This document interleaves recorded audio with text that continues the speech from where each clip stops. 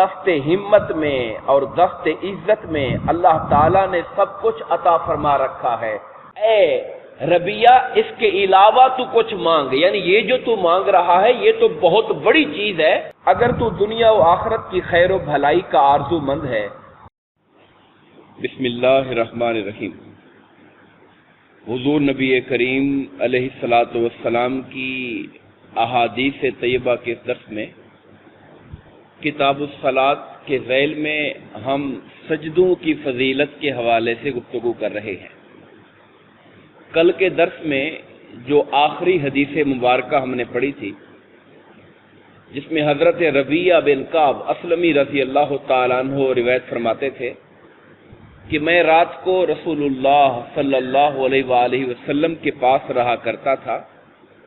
میں آپ کے پاس وضو کا پانی اور آپ کی ضرورت کی چیزیں لے کر حاضر ہوتا تھا، تو ایک بار آپ نے مجھ سے فرمایا کہ اے ربیہ جو چاہتا ہے مانگ، سل ربیہ، ربیہ جو چاہتا ہے مانگ۔ شاہ عبدالحق محدث دہلوی رحمۃ اللہ تعالی علیہ، یہ جن کی شرح مشکات جس سے میں اسٹڈی کر کے آپ تک بات پہنچا رہا ہوں، شاہ صاحب لکھتے ہیں کہ حضور نبی کریم علیہ الصلاۃ والسلام کا انہیں علل اطلاق یہ کہنا کہ جو چاہتا ہے مانگ، یہ لفظ جو چاہتا ہے مانگ، یہ جو مطلق آپ نے کہا، کوئی قید کے بغیر کہا، یہ اس بات کی دلیل ہے کہ حضور نبی کریم علیہ الصلاۃ والسلام کے دست ہمت میں اور دست عزت میں اللہ تعالیٰ نے سب کچھ عطا فرما رکھا ہے۔ آپ جو کچھ چاہتے ہیں، جس کے لیے چاہتے ہیں، اللہ تعالیٰ کے اذن سے عطا فرما دیا کرتے ہیں۔ دنیا و آخرت کی نعمتیں آپ کے جود و سخا کا حصہ ہیں، اور لوح و قلم کے علوم آپ کے علوم کا حصہ ہیں۔ ساتھ اب یہ شاہ عبدالحق محدث دہلوی لکھتے ہیں، اگر تو دنیا و آخرت کی خیر و بھلائی کا آرزو مند ہے تو آپ کے در پر آ اور اپنی ہر تمنا پوری کر۔ اور ساتھ ہی جب ربیہ سے کہا گیا کہ مانگ، انہوں نے مانگا کیا؟ انہوں نے کہا کہ یا رسول اللہ، میں آپ سے جنت میں آپ کی ہمراہی اور رفاقت مانگتا ہوں۔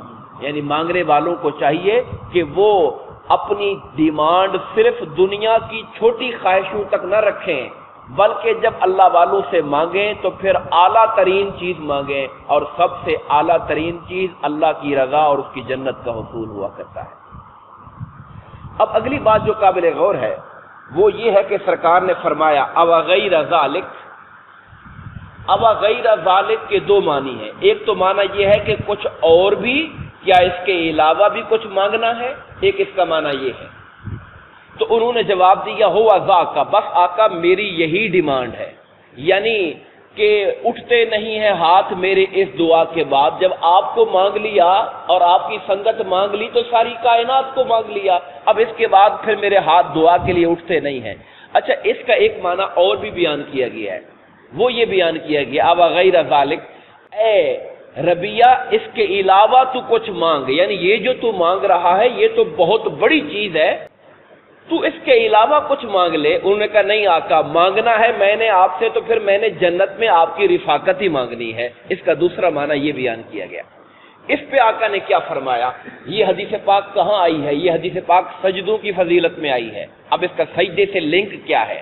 سرکار نے فرمایا فَإِنِّي عَلَى نَفْسِكَ بِكَثْرَةِ السُّجُودِ، اے ربیہ اگر تو یہ چاہتا ہے کہ تجھے جنت میں میری رفاقت اور سنگت ملے تو پھر تو کثرت کے ساتھ سجدے کر کے میری مدد کر۔ پھر تو کثرت کے ساتھ سجدے کر کے، سجدہ کہاں ہوتا ہے؟ ظاہر فرائض کے بعد نوافل میں ہوتا ہے۔ تو آقا کہنا یہ چاہ رہے تھے کہ اب تو نوافل کی کثرت کر، تہجد پڑھا کر، چاشت پڑھا کر، اوابین پڑھا کر، اشراق پڑھا کر، اب تو سجدوں کی کثرت کر کے میری مدد کر۔ میں اللہ کی بارگاہ میں اپنی جگہ پر تیرے لیے دعا کروں گا، مگر تو بھی میرے ساتھ ذرا ہیلپ کرا اور تو بھی محنت کر ذرا اپنے عمل کے اندر۔ میری دعا ہوگی، تیری تگ و دو ہوگی، اللہ تعالیٰ تجھے اس مقام تک پہنچا دے گا جس کی تو نے خواہش کی ہوئی ہے۔ تو سجدوں کی کثرت کے حوالے سے آقا انعامدار نے خصوصی تلقین کی۔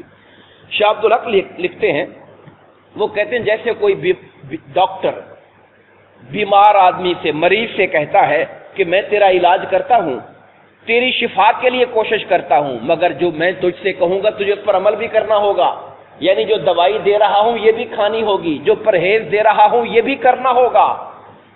میرے آقا ایک ماہر طبیب روحانی ہونے کے حوالے سے کہہ رہے ہیں، اے ربیہ تو نے جو مانگا ہے مجھ سے میں اس کے لیے اللہ کی بارگاہ میں دعا کروں گا، مگر تو بھی سجدوں کی کثرت کر کے ذرا میرے ساتھ تعاون کر تاکہ تو اپنی منزل تک پہنچ جائے۔ حضرت معدان بن ابی طلحہ سے روایت ہے، آپ فرماتے ہیں کہ میں رسول اللہ کے غلام حضرت ثوبان رضی اللہ تعالیٰ عنہ سے ملا، میں نے ان سے کہا کہ مجھے ایسا عمل بتائیں جو میں کروں تو اللہ تعالیٰ مجھے اس عمل کی برکت سے جنت میں داخل کر دیں۔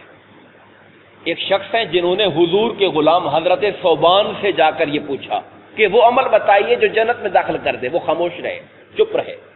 انہوں نے دوبارہ سوال کیا، وہ خاموش رہے۔